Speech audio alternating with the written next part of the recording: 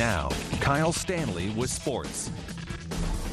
The Grand Valley track was prepared, the concession stands filled with greasy foods, and all of the bikes were tuned up and ready for those bumpy dirt roads. So it began the BMX Colorado State Championships. A 39-year-old out of North Glen, Colorado, Ray Lascombe. The Colorado State Finals are held annually.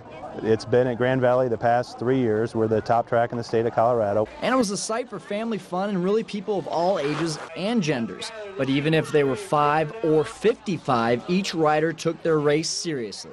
It's my first championship, so I'm pretty pumped. It's very competitive. BMX brings a lot of different skill levels. So as the riders curved around the tight turns and flew over high hills, the excitement escalated. The riders here are all buzzed, ready to go, and excited about it.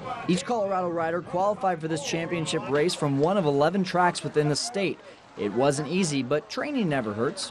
To compete at a high level, just like any sport, you have to kind of train for it and bring your A game if you're going to win the race. And just like any other sport, confidence goes a long way, no matter what age the racer might be. I've exceeded the standards pretty much, my parents say, because I was not that good when I started and now I'm an intermediate, so it's a huge jump for me. I thought I was gonna have a more challenge than that, but it was a little easier than I thought. But don't worry, the kids showed some humility.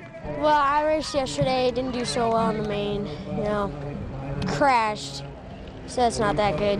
And at such a young age, you would think parents would hold their breaths around every turn, but in the case of Sue Hammett, she's her son's biggest fan. The parents and the kids have so much fun because this is where it all comes down to the finals and in all of the hard work that we've put out. He's been very, very dedicated and has worked very, very hard for this day. It all comes down to today. On to the actual races. Random gate. Oh boy.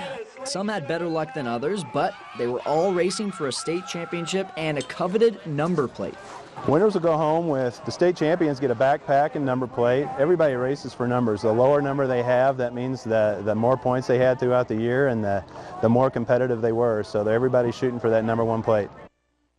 But even if they didn't win anything, they still got a plaque to show that they made it to the state championships. Really fun. Some of those kids had some great things to say.